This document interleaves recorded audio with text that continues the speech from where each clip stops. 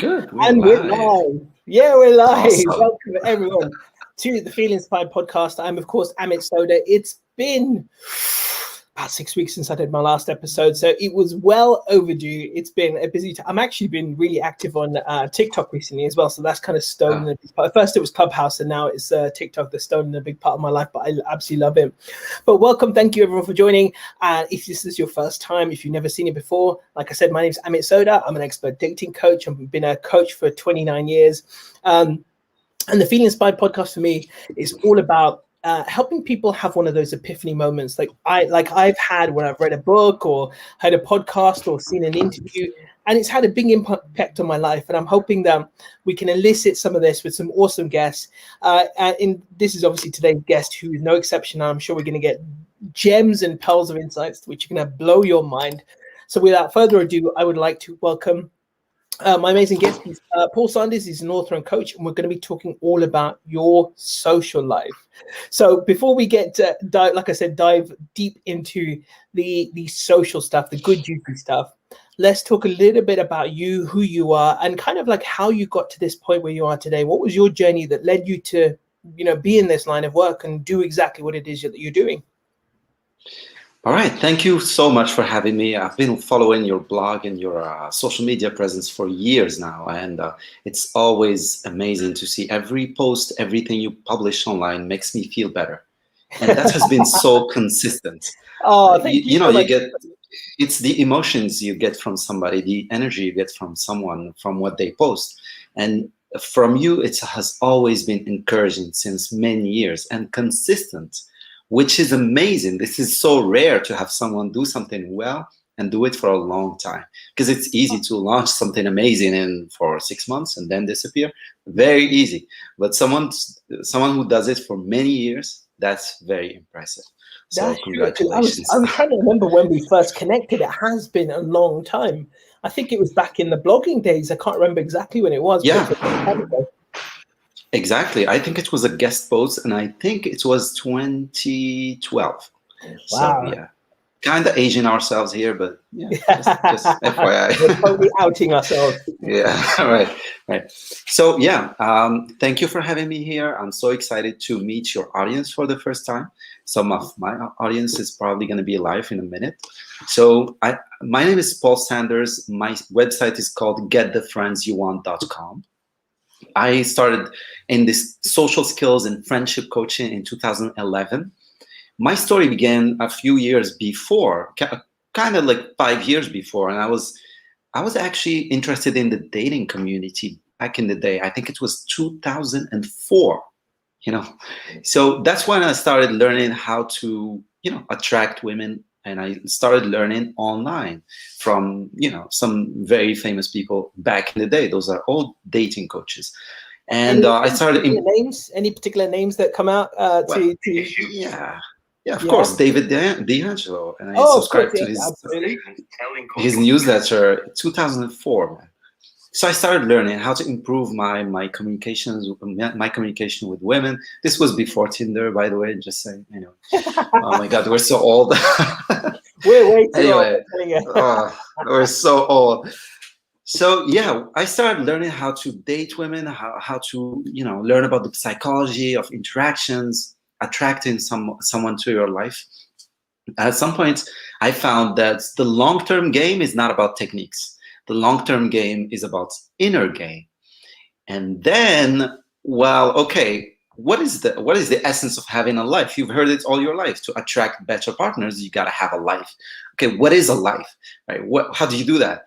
All right, you need hobbies. You need to have things you are interested in. You need passions. You need goals. But you also need to have friends and have a social life and a social circle.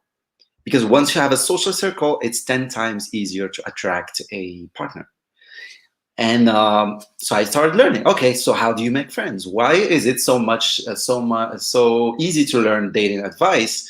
And there are so many people. It's actually overwhelming. You gotta select well from whom you learn. But there isn't enough techniques or teachings about how to make friends, how to build a social circle. So I started researching myself, reading books, listening to tapes, going to seminars, doing some research, actually looking at the scientific the scientific community, the scientific journals, trying to figure it out. It was very hard. I didn't find many things. The books that I found were very general, like how to be a likable person, that kind of stuff. But never have I found step-by-step processes I could actually follow and end up with having a social life consistently. I didn't find that. So I just created it myself. I started watching people who are expatriates and came to where I live. And if in a span of a couple of weeks would have a new social circle altogether for just a few weeks. And I was wondering how they did it. How did that happen? How did they do it so fast? I've been living here for many years and I couldn't do that. And certainly not that quickly. So I started watching them, making friends with them, and I started just documenting my journey. As I learned, as I documented techniques and principles, applied them to my life, and they started working. I started to consistently be able to have new friends, add them to my social circle, and have my social life and how I manage it become easier with time. Even if I had more friends, it was easier to manage, which was kind of weird. Like, the more friends you have, the harder it becomes to follow up with everyone, but it's actually the opposite. So a few years later, my friends, my old-time friends who lived in other countries and stuff, they were telling me, you gotta write a blog, write a book, blah, blah, blah. Started a blog, then a book, then the second edition of a book, then a training, the coaching people online, one-on-one. So yeah, I started 10 years ago, and now, yeah, here we are. This is my job now. The rest is history, right? The rest exactly. Right. What's the classic manual called? That's it. How to win friends and influence people, right? That's the classic ones. Right. And was that in your kind of arsenal when you first started as well? Is that one of the kind of go-to books you read? Absolutely. And that was written in 1936 or 37. It's a great book. Right, very good book, but will it give you step-by-step processes on how to make friends? I'm not sure. So the important question for you though is, for me, like, is why? Like, was there a reason you took this path, even initially the dating side of things, but then later in moving into the kind of social and friend aspect? What was the reason you chose? Because I know what it was for me. Like, when I was, the whole dating thing came about for me because I was terrible at dating, and I mean, when I say I was bad, I was really bad. And it stemmed from a real desire to knuckle that part of my life down, to the best of my abilities, so that I didn't have those struggles and those issues anymore. Was it similar for you? Well, yeah, I had the issues with self-esteem, self-confidence. I think every issue you can have in the book, self-doubt, had all of them. Actually, I learned from the self-improvement community so many things because I probably had all the issues. Fortunately enough, only the normal issues that don't require any psychiatry, for example. And I think I'm lucky I didn't have any of that stuff. Yeah. So, yeah, I have all the issues. I didn't know how to communicate. I wasn't taught. Actually, when I was younger, we used to not travel, but move a lot. So I didn't construct any long-term relationships or friendships. So that was always a challenge. I did 3 high schools in a span of 3 years. So that was, it was hard, So when I got to college, I needed to learn from scratch, really, to just figure it out from scratch. And I'm sorry to cut you off, but on the dating side, I just felt like I didn't have any choice. I could just take whatever I was dealt, like the cards I was dealt. I didn't feel like I have a choice to choose who I'm gonna date. Yeah. And that was the big thing for me. Like, oh my God, I just need the choice. I don't need the most attractive woman in the world. That doesn't interest me. I just want to have choice, and then to figure out what is the best partner for me. Yeah. So choice. Yeah. Sounds very similar to me as well. But to move 3 schools in probably what is our toughest phase of our adolescence life in general, it's not an easy thing to do. I only did 1, I think, and that was quite tricky enough as it is. So yeah. So that's great to know that that was obviously the part of the driving force behind you doing this. And would you say then at the beginning what type of character were you? Would you say you were quite an awkward social character? Because actually, I will still admit that I'm actually still relatively socially awkward. I'm a good performer. I can feel that. Yeah. Okay. No, but it's true, actually. when I'm in one-to-one scenarios, unless I'm coaching is different because then you just go into a zone. But Yeah. there are certain social circles where I am just like on fire, and like, you know, when I'm in the zone where I can be the performer in a group.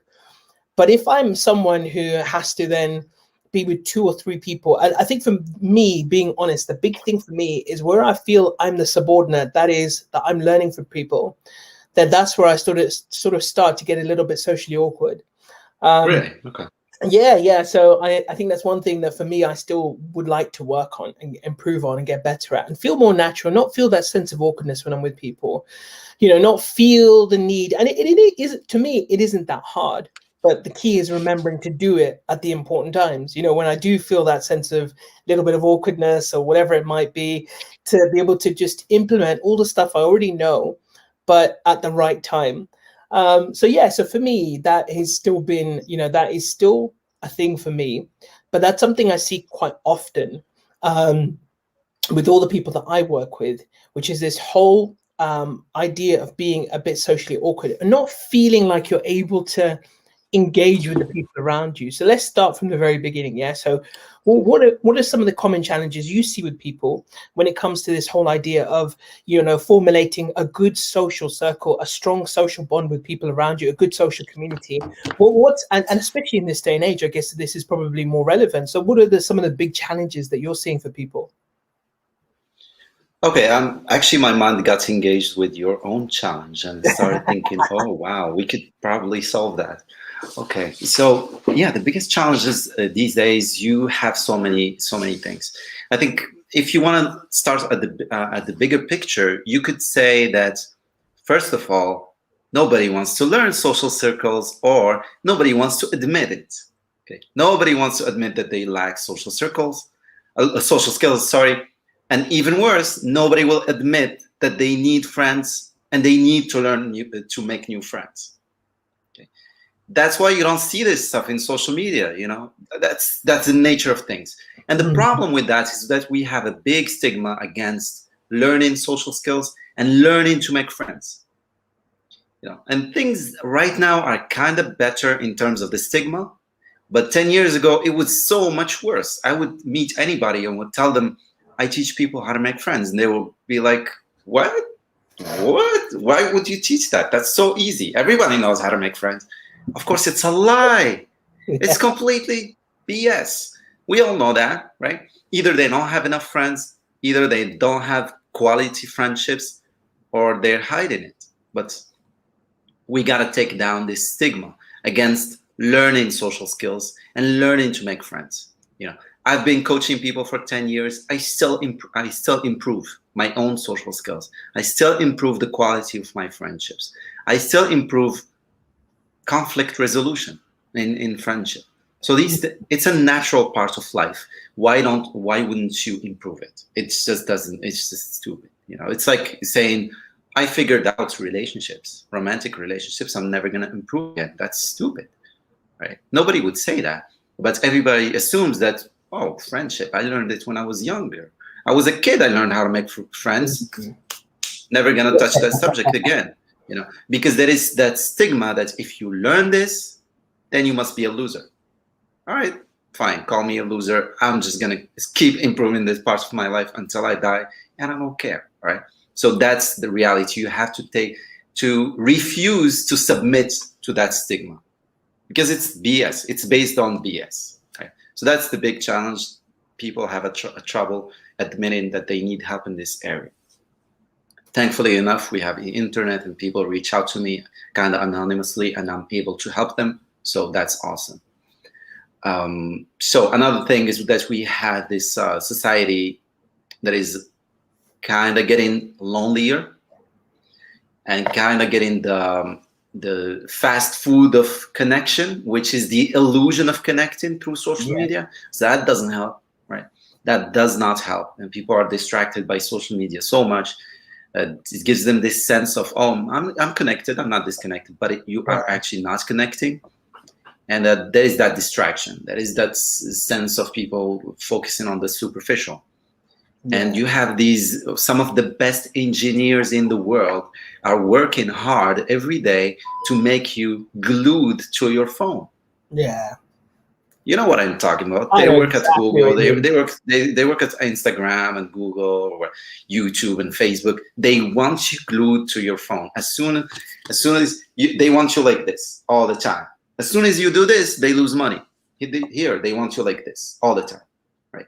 Because as soon as you put it down, they lose money. Okay, so those people hire the best engineers in the world, and they psychologically engineer you to feel connected through your phone. That's stupid.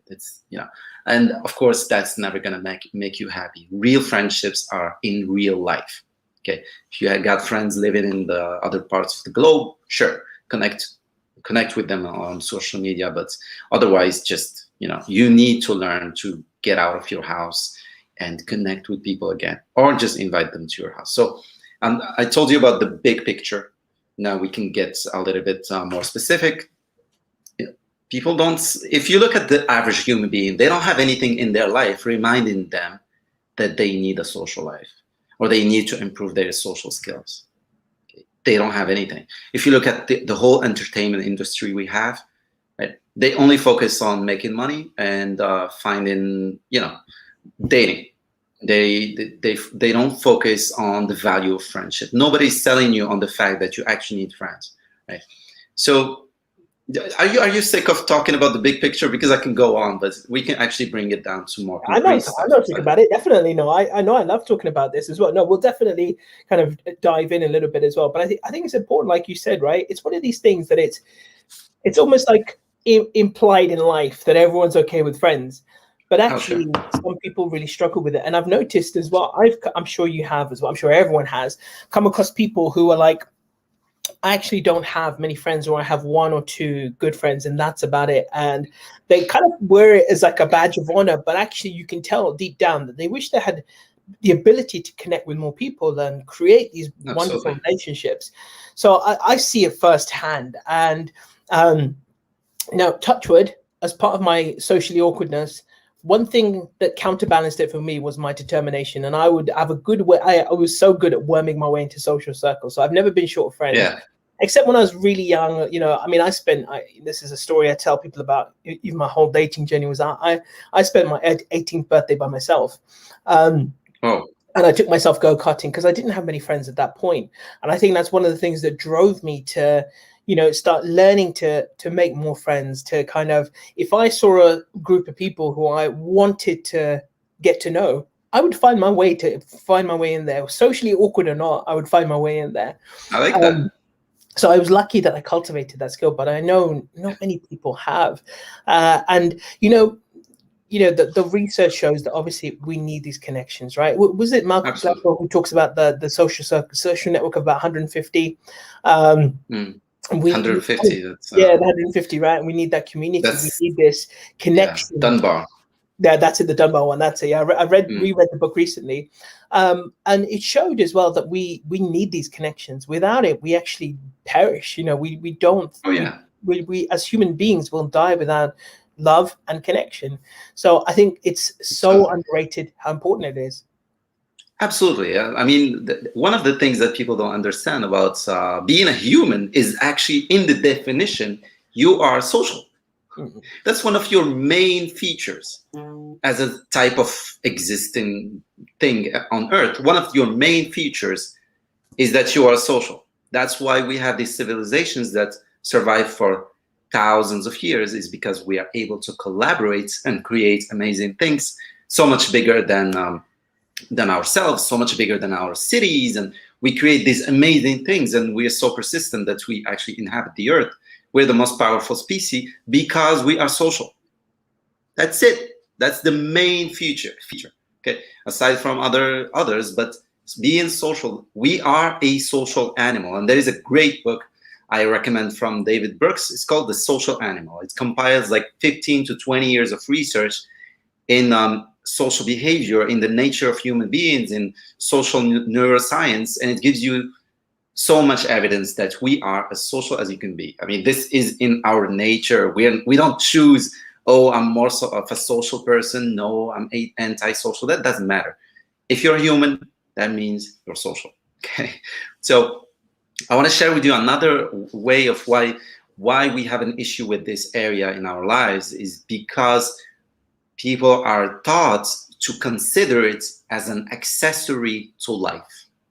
Okay. Your friendship and your social life, you consider it as an accessory, right? So the main things are business, are like making money, meeting your partner with whom you're going to marry, right? And having kids, and probably the main stuff. And then on the side, you have your social life, right? That's a big problem we have, right? That's a huge problem because that just makes the whole thing not real. It's not how reality works.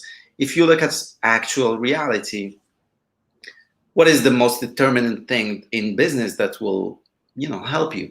Can you really have a successful career in business without friends? Well, the question is yes, but it probably take you 3 times as longer, right? It'll take you probably 3 times as many years to be successful because you don't have anybody to help you, to give you advice that will probably save you many years.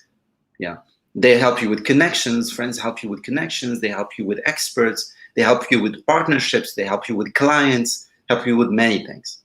And there are statistics that say that 70% of jobs are found through recommendations.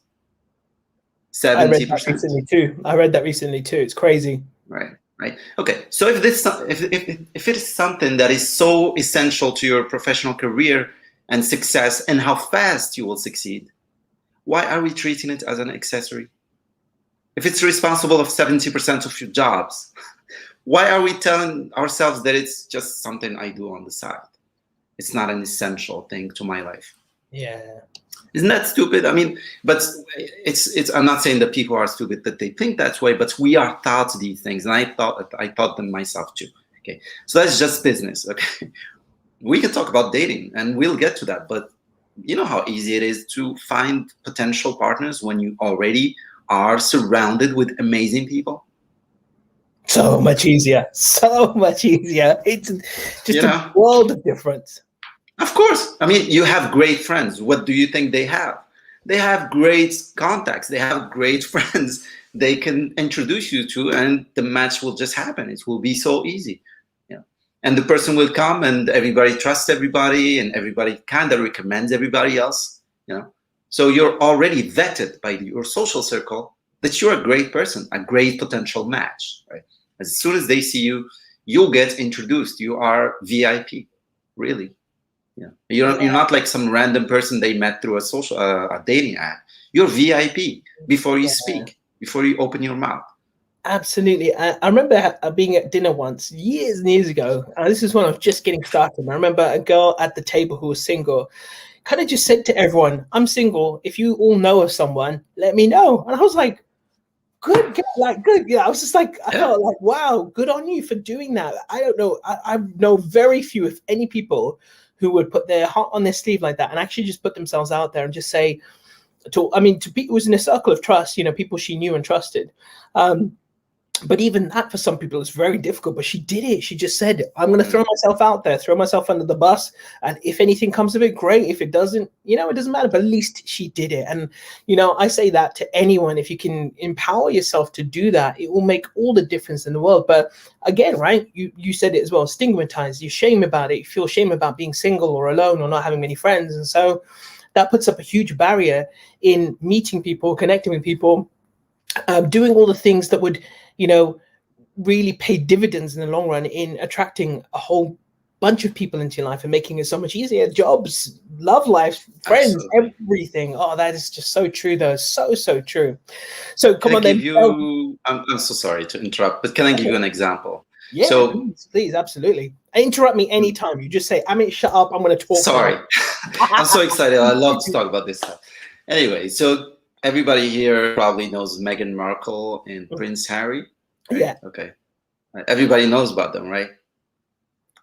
But how many people actually know how they met? Good question. I know the William and Kate story, but I don't know the Harry and Meghan story. So tell us. Through a friend. So basically, what I'm saying, if you want to meet a prince, just make friends. I think that's a powerful example. It's true, though. Yeah, It's yeah, true. yeah. Nobody cares, you know. Everybody notices the love, but nobody cares about the fact that actually it's a friend. It's a friend who made the connection, and she said, "Oh, you should meet. You would be great together." And then she made the connection, and they gave it a shot, and it worked. It's just an example. They are a symbol because everybody knows who they are. That's why I gave their example. But it happens every day with regular people, every single day. So the example you gave is actually a very brave woman, and I like that.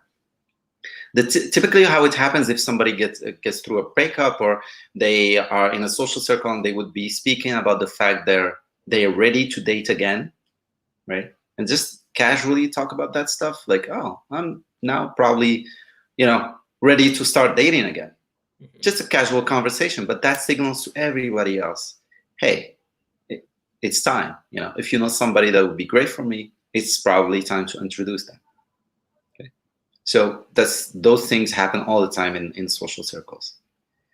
Again, if most people actually get to meet thanks to their friends and their social circles, we should not treat this area of our lives as an accessory. It's actually essential.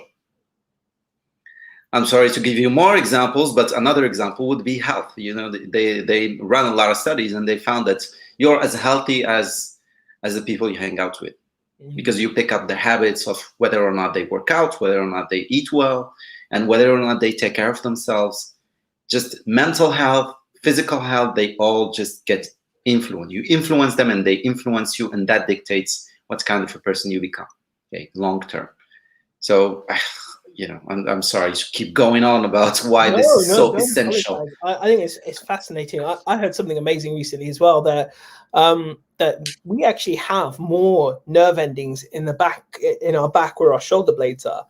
And it was something they discovered quite recently. And the reason they think that it is because of hugging. It actually developed over thousands of years, because we embrace, we get it from when we're children and our, mothers are patting us on the back. But actually, when it is touched, we get a release of all the feel-good chemicals and hormones in our body. Because that's what we're designed to do. And I was like, wow, that's incredible. Like, that's why I'm a hugger, so I love hugging people.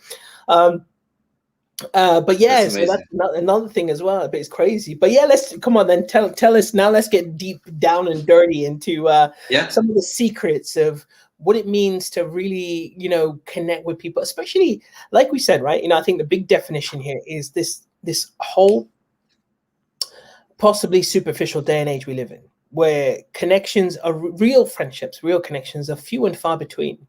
And the other thing as well, I think that research shows that if you're friends from sort of school and you're still friends, or you've been friends for about 20 years, the research shows that you're probably going to be friends for life, I think. But not everyone is in that position. Some people move to different countries. Some people perhaps just didn't have great experiences. And so they're going to go through a lot of this stuff. So where does one start when it comes to creating new connections, new friendships, and actually being able to connect with people on a deeper level? Yeah. So the way that friendship works is actually you need a context or an environment. You need a good environment where you're going to meet for the first time. So not like dating, you could just meet someone to date them, to start probably or potentially a relationship. Dating does not need an environment necessarily. It's its own reason. You meet someone to date them. That's the reason. But friendship doesn't work like that. You don't really tell someone, hey, maybe we should be friends. Let's go and do something, or let's just go and have tea or coffee. That's not necessarily how it works. You need an environment where you meet them for the first time. And this is why local events and local communities, local meetup groups, if you have any cultural event happening around you, something you're interested in, not necessarily your main hobby or your main interest, but even if it's a side interest you have and you go there and you meet people, that's a good environment. I call these semi-public events. Like, they're public events, but not everyone is interested. Not everyone is going to show up. So it's this. The reason I say it's semi-public is that it's not like a bar or a pub or a restaurant. It's kind of a little bit more selective. People interested in a certain subject show up. And as soon as you show up, you already have something in common with those people. It's the subject or the theme of the event. Okay. So that's a good environment. It's like friendship needs a reason why it's happening. Like you need an excuse. I'm here because of the theme, but actually everybody assumes that, hey, we're there to meet new people. So that's just psychology of how friendship works in the background. You don't really need to geek out about it. I do, but it's how it works. That's why you should go to these types of events. And as soon as you step in, you have something in common. And why that's even better, why they're great, is because you can just introduce yourself. The question of, oh, what do I say to start a conversation doesn't even matter, because you just walk and you say, hi, my name is so-and-so. Who are you? Nice to meet you. And then you start talking. Okay. So it's not like you're going in a bar or restaurant where you don't know anybody. They're a complete stranger. They're not there to meet anyone. They're there to bring their families or their friends. That's not the right place to do these things. When you do them in a place where you have things in common with people, then it's easy. You just introduce yourself, and then the conversation starts. Of course, is this clear enough? You want me to continue about starting conversations? Let's continue, actually, because I think this is where a lot of people would struggle. Is that instance where they will want to go up to someone to talk to them, but then that self-talk kicks in, right? And they almost talk themselves over there. I'm going to look silly. They're not going to want to be friends with me. They're not going to want to talk to me. All of that's going to kick in. So what can someone do who goes through that, those basic anxieties that everyone does when they want to go talk to people? What do they do? What do you do?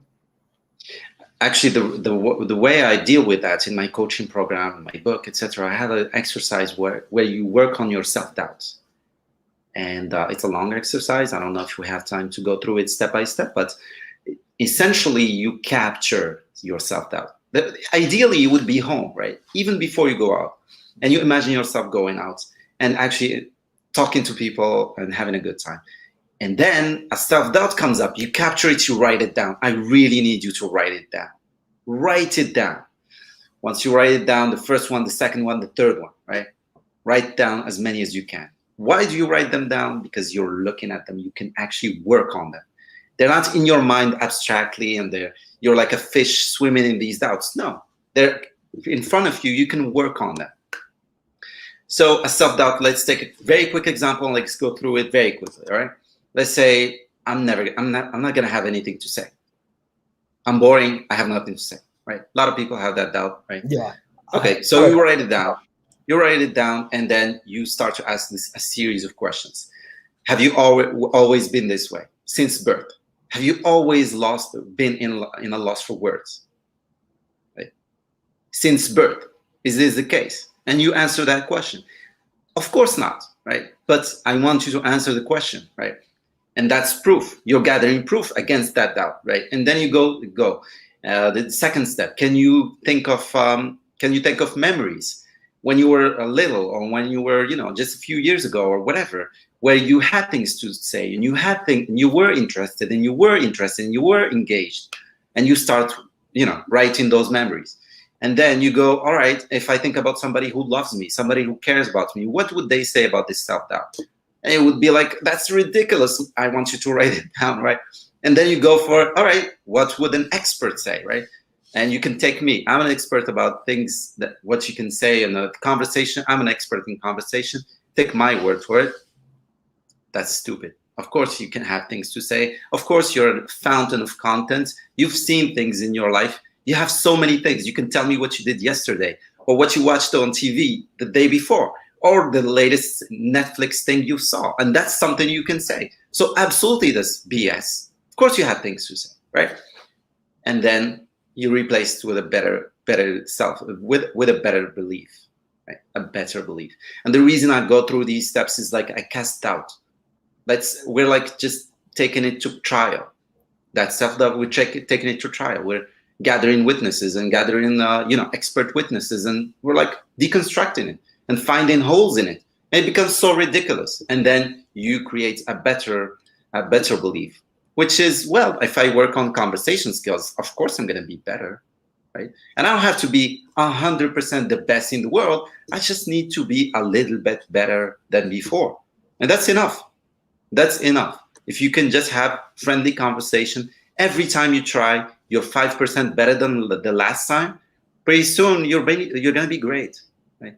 You don't need to be perfect. That's just stupid. You don't need to be, I don't know, like a star, a movie star or something. That's stupid. You just go step by step. You just need to be a normal person who can express themselves. And the way you get there is little by little. And it's very easy, very achievable. You just improve a little bit every time. Okay? You don't put the bar so high that it introduces anxiety. And what I tell people is, like, you can go out, and if you don't like it, leave. That's awesome. And celebrate the fact that you actually took action, right?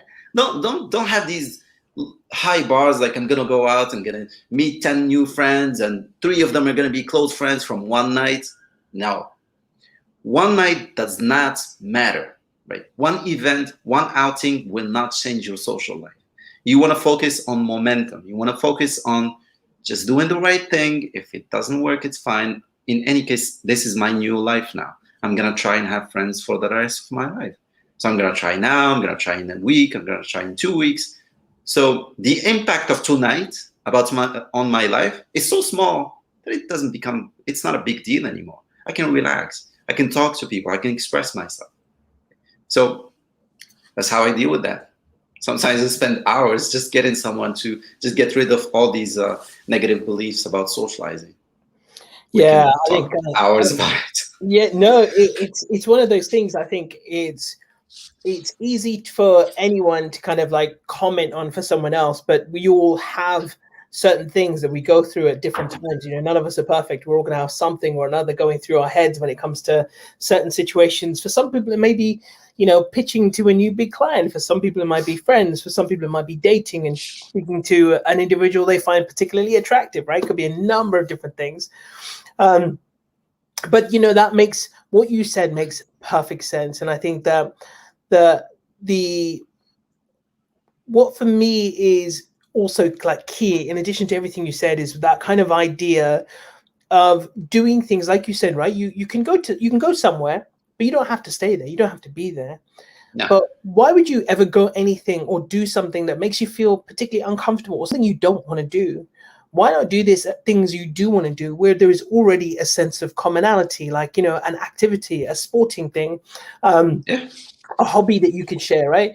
Because immediately it gives you that topic of conversation or something you could talk about and creates that connection, right? So I remember when I was dating, I did a number of different things. I went into charity work. I did salsa dancing. I played badminton. I did a whole host of different things. And, for me, that meant that connecting with people became quite easy because there was no pressure as such to try and think up things out of thin air. But actually, the topic of conversation was right in front of us. So it made it quite easy. So I think that's a key thing for people as well, is that if you know you enjoy something, or you intrigued by something and you want to go try it, then you can do that. And it will make that breaking of the ice so much easier. Absolutely. 100%. Absolutely. So if, yes, I don't want people to do things they're not comfortable with, right? But at the same time, we need many people listening today to get out of their comfort zone. Okay. So it's actually like the question you asked, how do you get someone to break out of their comfort zone? The way I do is I tell them your goal is 5% better than before. If it's about small talk, if it's about keeping a conversation going, right? So I tell them, here's what you do. You just talk 5% longer than before, right? Usually, you go, for example, order coffee and you utter 2 sentences to order coffee. I want you to talk 5% more. You get into Uber or a cab or whatever. You talk to your colleagues or your mom or whoever. You just talk 5% more than usual. And that 5%, nobody's intimidated about 5%. It's nothing. It's pretty much nothing. Everybody can try, right? Just 2 words more, 1 more sentence, whatever. But what that does if you do it for just a couple of weeks to 3 weeks, what happens is that your small talk or your conversation comfort zone expands. Right? You have this comfort zone about conversation, it expands longer. Right? And you gain this confidence. It's just 5%. Everybody can do it. Talk 5% than usual. Right? Very easy. But if you keep doing it, your confidence about what you can say and how longer you can talk and how interesting you can be in conversation grows little by little. Pretty soon you could talk for an hour, right? 2 hours. It doesn't matter because you've worked on it. And that's how you can just comfortably expand your comfort zone in a way. What about things like, for example, because you may pick a subject that is interesting to you. You're speaking to someone and actually it kind of, to them maybe hasn't sparked them. I mean, the person across from you could still possibly be your potential best friend for life, your BFF, right? But it just so happens the topic of conversation or the way you started it or the way you're speaking to them has kind of made them a bit disinterested in you. So what does someone do in a situation like that? If you kind of get the vibes that maybe this person isn't, gelling with what you're saying, what can you do to kind of segue nicely, or even what are the things you could do to create a better rapport from the get-go, like the art of storytelling, whatever it might be? What does someone do in a case like that to make sure that they've got a better chance of creating the connection they want? Okay, so here's what I do. Here's what I tell people actually to do. A lot of people have heard online that small talk is bad, right? So there is a war on small talk on the internet, and I'm introverted. I love meaningful conversations. I love deep conversations. I love these dinners when you can talk for 3 hours about deep subjects with someone or a group and get to the deep stuff, right? That's the best. That's gold, right? But at the same time, I know why small talk exists. It's not that the world invented small talk to annoy you and annoy every introvert. Small talk has a purpose, and it's very, very important when you're meeting someone for the first time. So what do you do actually? Once you say hi, you talk about the theme and the subject of where you are, right? As you said, it's easy because you're already talking about, for example, badminton or the volunteering or something. It's the subject. You say hi, you introduce yourself, and you start to talk about the subject that brought you together, your relationship to that subject, your history with that subject, and their history with that subject. And then you start small talk. Why do we do small talk? First of all, what is small talk? Small talk is when you talk about many subjects and you stay on the surface, right? So that's why a lot of introverts think that's superficial. It's superficial. I don't want superficial. I want deep stuff. Yeah, right. It's intentional. You stay on the surface and you cover a lot of topics. Talk about this and then that and then that. Only superficial stuff, right? But why? You're covering ground. You are covering a lot of ground. So you can find common ground. Okay. So you cover a lot of ground so you can find common ground. Okay. Talk about this subject, the other one, blah, blah, blah. You continue. Yes, I know it's superficial. Just continue to do it. And then what happens is then their eyes will light up. They'll be like, oh yeah, that's. And they'll be very excited to talk about certain things. And now you know what interests them. Even better, you're gonna have things in common. You can find the things that interest both of you. You can find points of connection, right? So for example, you and I could be talking and you would mention, oh, I love, I don't like Netflix, I like HBO. And if you say, actually, my favorite series is The Wire.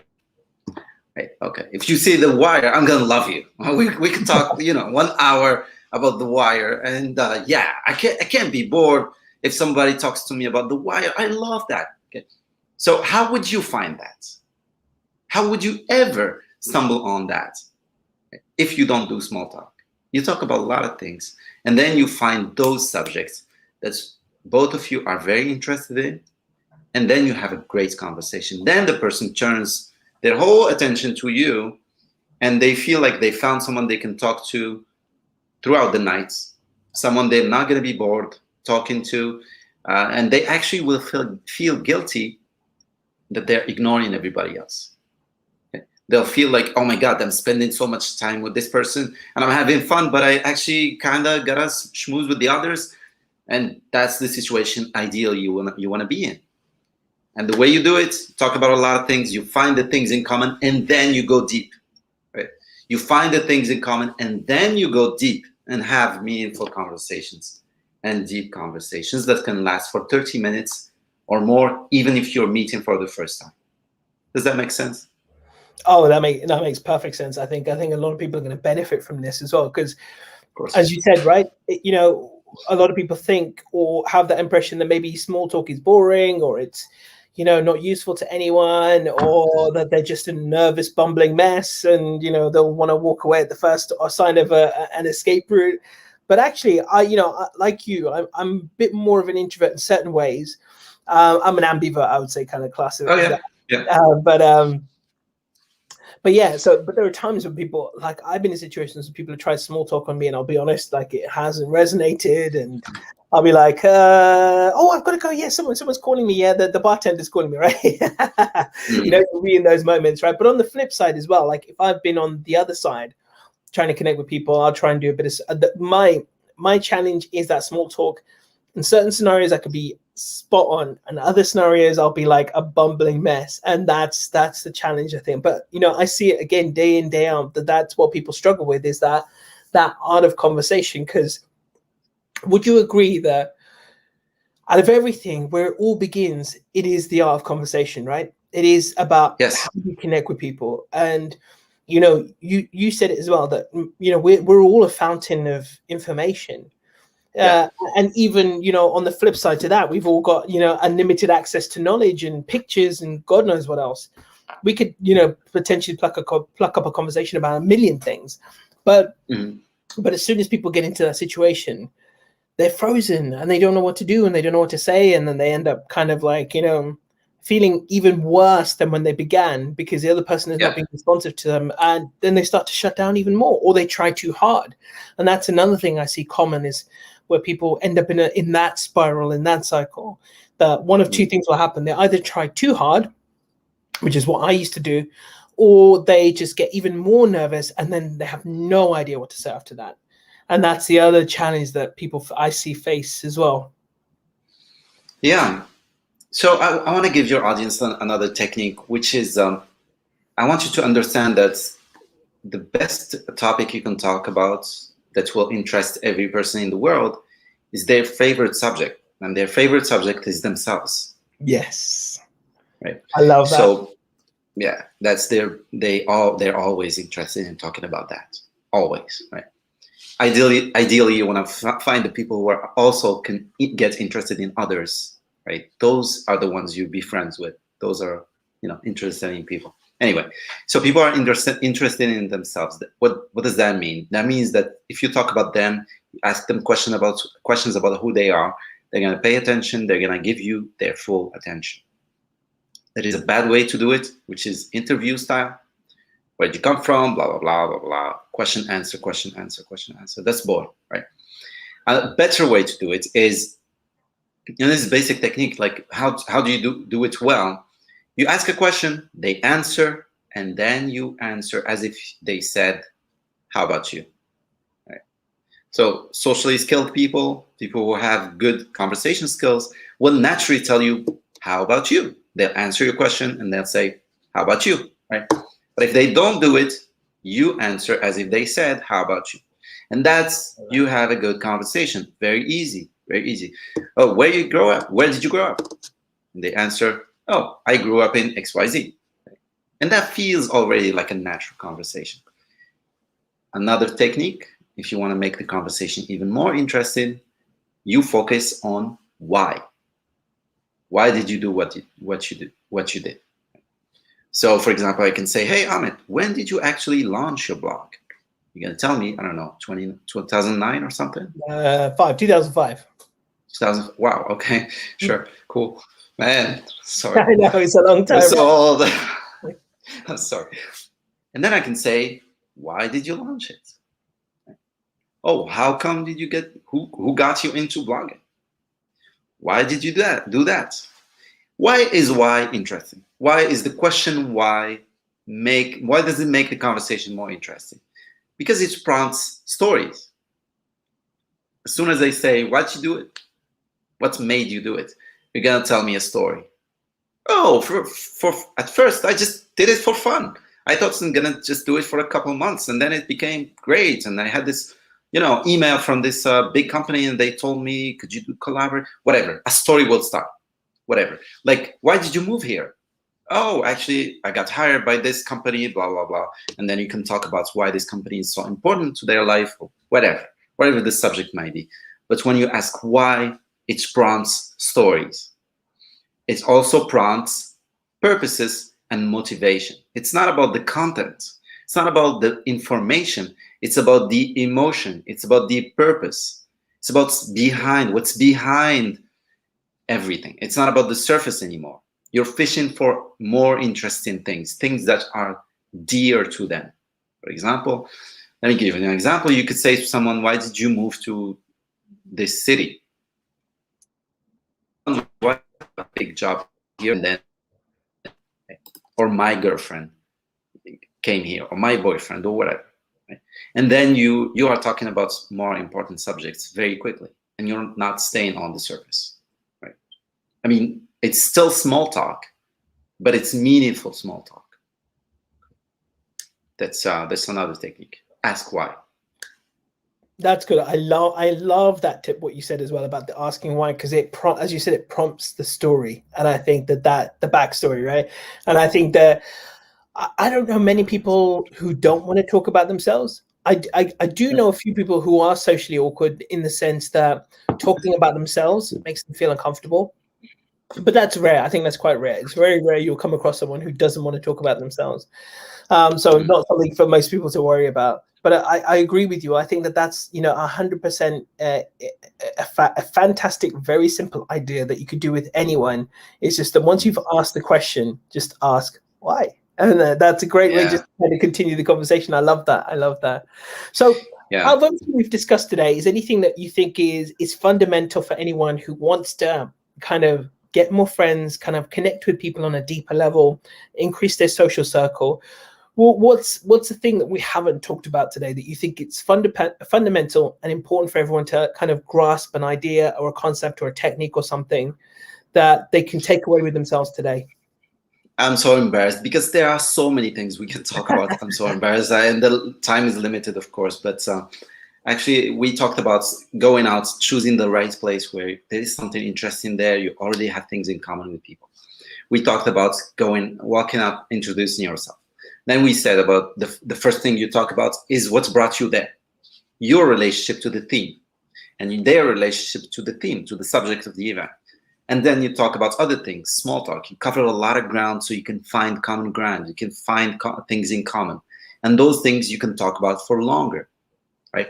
So the next step is what I call hook points. And those are, it's the process is what you kind of do is kind of use those common things in common you have with people, right? Once you had the big conversation, once you had the long conversation, and now you feel like you're connecting and you're asking why, you're asking about purpose, they're talking about things that they are emotionally invested in. So they feel like they can share with you things that they don't share with strangers. They don't feel like they're talking to a stranger, even if they just met you like 1 hour ago or half an hour ago, right? They're sharing about the purpose behind what they do. And that's not something they do with strangers. So they don't feel like you're a stranger anymore, right? Once you do that, you go on to talk about what I call hook points. And that is when you use the things you have in common with the person that you already found, and then suggest the idea that maybe we could do that together in the future. Right? So if you're uncomfortable asking, well, just give me your number, blah, blah, blah. Maybe you don't do that really just very quickly. You do it indirectly and just suggest the fact that maybe we can hang out in the future and do XYZ together. Whatever that XYZ is, and that's the thing you have in common, right? You do badminton or you do volleyball, and you say, hey, you know what? Since it's summer, I have some friends that they do want to do volleyball on the beach, actually. I mean, maybe we could do that, Maybe if you're interested, we could do that, maybe, right? Maybe. Why am I saying maybe? It's because you want to gauge their interest. You actually say these things. You could just suggest the idea, put it on the table, and just move on, because you want to see their reaction to the idea of hanging out in the future. And because if you say, let's do something, you're putting more pressure than you want to. You don't want to pressure these things. You want them to actually be very motivated to do it. You don't want to ask. You ideally want to be asked, right? So if they're excited, if you done everything very well, if they're good people, if they're really engaged with you, if they're interesting, if they were opening up to you and getting interested in you, then they're great people to connect with. And as soon as you suggest the idea of probably doing maybe something in the future, they're going to be saying, yeah, of course, give me your number, let's do that, absolutely, call me, let's blah blah blah, let's do this, give me your Facebook, your Instagram, whatever. And they're going to be excited, right? And that's where I want you to be, right? I don't want you asking for people to do things with you in general. I want you to have the confidence to do it, right? But I don't want, I want you to just do it naturally, right? It's kind of you're saying, hey, maybe we should hang out in the future. I mean, if you want to, right? If you want to, if you recognize that I'm a good person, if you can recognize that there is maybe some value here, then I want to meet you. If you can't recognize the value of friendship, maybe I don't want to meet you at all, So you see what I mean? These are things you're not going to say, but it's implied. If you don't want to make new friends, I don't want to meet you. Right? Maybe you don't see the value of connecting. Right? So if that's the case, maybe I don't want to be friends with you. So all that to say is use the power of hook points. You take a thing you have in common and suggest the idea, maybe we could do it in the future together. See their reaction. If it's completely positive, yeah, they're excited, exchange contact information and move on. Once you go home, a few days later, you follow up. You just maybe gather a few people that you met. If they're all interested in the same thing, create a WhatsApp group or whatever, group messaging and say, hey, guys, blah, blah, blah, let's do X, Y, Z. If they're all interested in the same thing. If you met them individually and they don't know each other, that's a completely different thing. And you just message people, hey, I'm doing XYZ with people from blah, blah, blah, or with just some friends. I'm doing XYZ activity. Would you like to hang out? I'm doing it, I don't know, next Thursday or something like that. It's very easy, right? But you got to practice. And this becomes second nature, right? So yeah, in 2 hours, I'm meeting people. I did exactly what I just told you, right? We were like 1, 2, 3, 4, 5 of us and talking. And I met a guy before, but the others, I met them for the first time, right? And we were talking, we're having fun. And it's, the place was going to close. And it was a semi-public event. It was about an event about international community, everybody meeting from different cultures. And that was the theme of the event, right? And we're all interested in that. And we had a good time talking. So what did I say? I said, well, next week, maybe we should do something. Maybe we should do, like a drink or something. They were all like, yeah, of course. Yeah, of course, let's do it. Took everybody's numbers. A few days later, created a WhatsApp group. Hey, guys, let's do this, XYZ, this Tuesday. Everybody was like, yeah, of course, let's do that. Boom, you're going to do it. Super easy. Right? Of course, there is all the kind of other stuff we can talk about, which is actually building the friendship, actually keeping the friends, actually creating a positive impact with others, actually making sure that your social circle is very positive. It's very empowering for everyone, and creating that vibe where we're here to cultivate value. We're all here to make everyone better. And then when you do that, you have to protect it. And how do you protect it from people who are there to take value or to destruct value? So these things, actually, they're luxury problems. When somebody actually comes here to your social circle and wants to join it, and they're probably not the best person and not the best fit, then you got to protect your social circle. So these things, we could talk for hours. Yeah, well, actually, that's a perfect hook point, right? Because I know, obviously, I can go to this. I love that. This was a game. This would be like level 1 we've just covered, and then we're going to level 2 and level 3. So I think that's perfect because, I think that from all the people that I speak to, all the people there who are in my circles who follow me on social media or whatever, the trickiest bit for most people is that early stage of really connecting with people, and whether it is dating or friendships. To me, I mean, you are right. Definitely, there are some very good distinctions there, very specific distinctions. But ultimately, it does come down to a few key things about how do you connect with people? How do you make that first approach?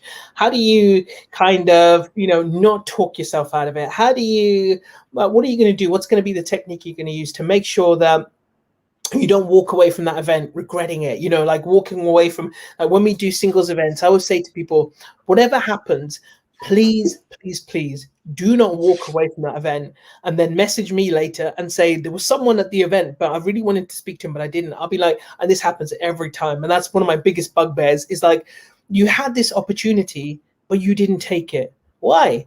And a lot of people will say, oh, maybe they were talking to someone, or it just didn't seem like the right time or whatever. They'll come up with some reason or another. I'm like, but if you keep letting stuff like that stop you, you're always going to miss out on these people. And because I mean, I don't know who you're talking about potentially, there may be 100 people there, so I don't know. So this is why it's so important to take those opportunities to, to override that thinking that kind of sometimes can get in the way, and make those first big moves and connect with people and make those friends, or go on those dates, or, create those social circles, whatever it might be.